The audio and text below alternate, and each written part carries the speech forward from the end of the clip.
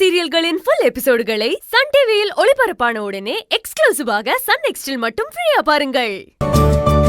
இந்தாங்க, இதுல Dresses இருக்கு, டாய்ஸ் இருக்கு, அப்புறம் இதுல சாக்லேட்ஸ் இருக்கு. எல்லாரும் ஷேர் பண்ணி சாப்பிடுங்க, விளையாடுங்க. போங்க போங்க. வா நந்து, உள்ள போய் நம்ம சாப்பிடலாம்.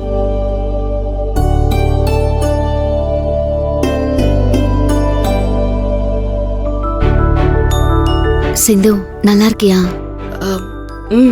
நல்லா இருக்கேன். அப்புறம் போன காரியம் நல்லபடியா முடிஞ்சிருச்சுல? நல்லபடியா முடிஞ்சது சிந்து.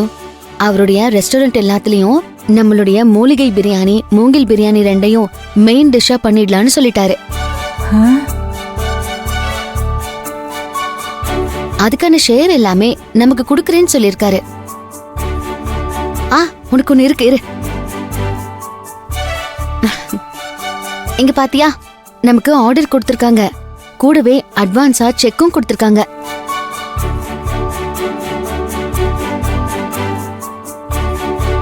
அட்வான்ஸ் செக் கொடுத்திருக்காங்களா செவந்தி? சூப்பர்.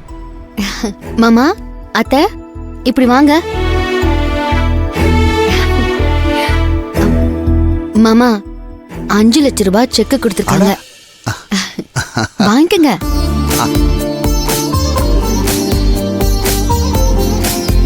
ரொம்ப சந்தோஷமா இருக்குமா? நீ நல்லா வருவ. சரி, நாம போய் சாமி கிட்ட வச்சு எடுத்துட்டு வரலாம்.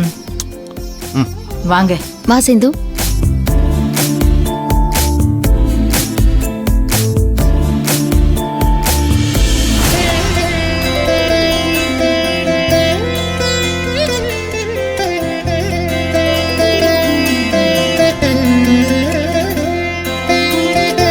கடவுளே, ஏதோ ஒரு வகையில திரும்ப திரும்ப இந்த குடும்பத்துக்கு நீ உதவி பண்ணிக்கிட்டே இருக்க. இப்ப கிடைச்சிருக்கிற வாய்ப்புல செவ்வந்தியும் சிந்துவும் மேல மேல உயர்றதுக்கு நீ தான் கூட இருந்து உதவி பண்ணணும்.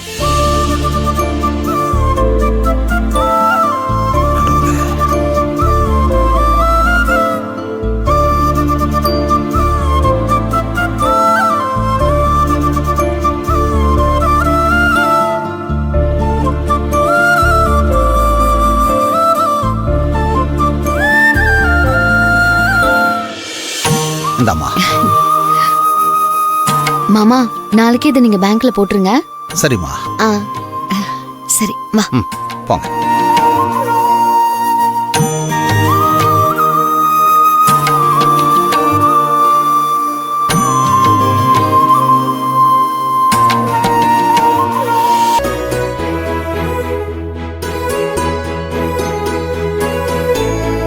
அண்ணி,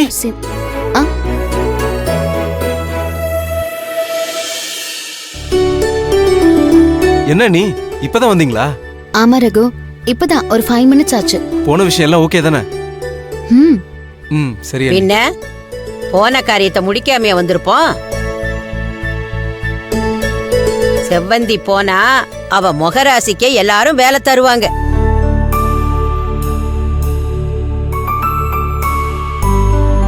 எவ்வளவு பெரிய மனுஷன், எத்தனை ஹோட்டல் வச்சிருக்காரு தெரியுமா? எங்களுக்கு வாசலுக்கே வந்து வரவேற்பு தந்தாரு. செஞ்சு கொடுத்த பிரியாணிய சாப்பிட்டுட்டு அப்படி புகழ்ந்து பேசினாரு. அவரு ஊரு முழுக்க நாடு முழுக்க ஹோட்டல் வச்சிருக்காரு. எல்லா இடத்துலயுமே எங்கேயுமே மூங்கில் பிரியாணி, மூலிகை பிரியாணி தான் மணக்க போகுது. ஆமாமா, ஏற்கனவே உங்க மூலிகை பிரியாணியும் மூங்கில் பிரியாணியும் மணக்கிறது தான் எங்களுக்கு தெரியுமே. ஃபேக்டரிய மூடிட்டாங்களாமா, இதுல மணக்குதாமா மனம்.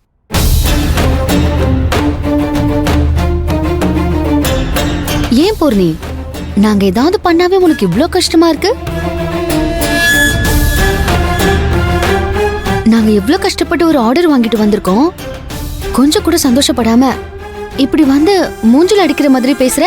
நீங்க எங்க போய் எந்த ஆர்டர் எடுத்துட்டு வந்தா எனக்கு என்ன? அதையே ஹால்ல உட்கார்ந்து நீட்டி முழக்கி சொல்லிக்கிட்டு இருக்கீங்க. என் காதுல விழணும் தானே, அத நேரடியா சொல்லிட்டு போக வேண்டியதானே. எதுக்கு அப்படியே சுத்தி வளைச்சு சொல்லிக்கிட்டு இருக்க? எதா இருந்தாலும் நேரடியா பேசுற தைரியம் வேணும். முதல்ல நீங்க அதை வளர்த்துக்கோங்க, அதுக்கப்புறம் பிரியாணி எல்லாம் வளர்த்துக்கலாம். ஆமா ஆமா, நீ நேரா என்னென்ன பண்ணுவா எனக்கு தெரியுமே. யாரையாவது கடத்திட்டு போய் போதை ஊசி போட்டு ரோட்ல இறக்கி விடுறதுக்கு மட்டும் உனக்கு ஆளுங்க தேவை. மத்ததுக்கெல்லாம் நீங்க நேருக்கு நேரா தான் பேசுவீங்க. உங்களை பத்தி எனக்கு தெரியாதா? என்ன ஆளை கடத்துறாங்களா? என்ன உளற நீ? 2 நாள் உன்னோட பார்ட்னர் இல்லன்னோன்னு உனக்கு என்ன பைத்தியம் பிடிச்சிருச்சா? ஆமா, நீ பண்ணதுக்கு நான் பைத்தியம் பிடிக்காம திரும்பி வந்தேன் பாரு, அதுவே எனக்கு பெருசுதான்.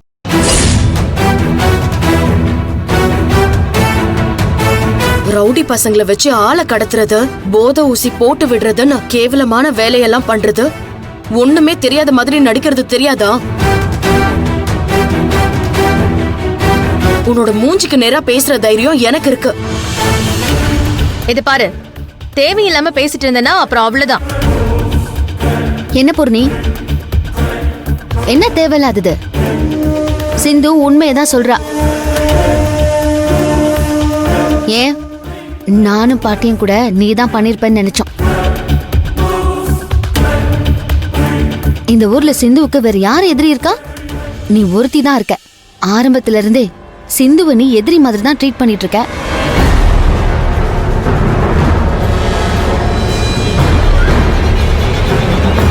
அண்ணி என்னாச்சு?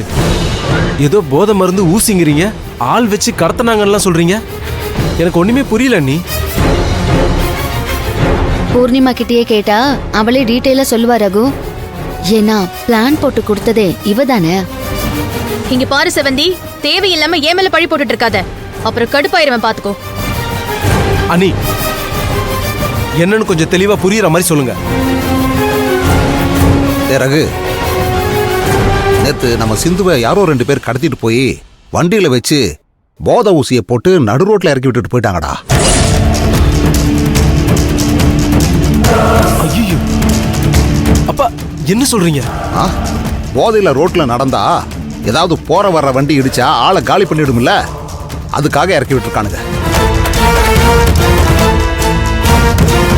நல்ல வேளை அந்த தம்பி இன்ஸ்பெக்டர் விஜய் பாதி வழியில பார்த்திருக்காரு. அதனாலதான் சிந்து இன்னைக்கு நம்ம முன்னாடி உயிரோட நின்றுகிட்டு இருக்கா. அம்மா, சிந்து யார் இது மாதிரிலாம் பண்ணது? வேற யாரு? உங்க வைஃப் தான்.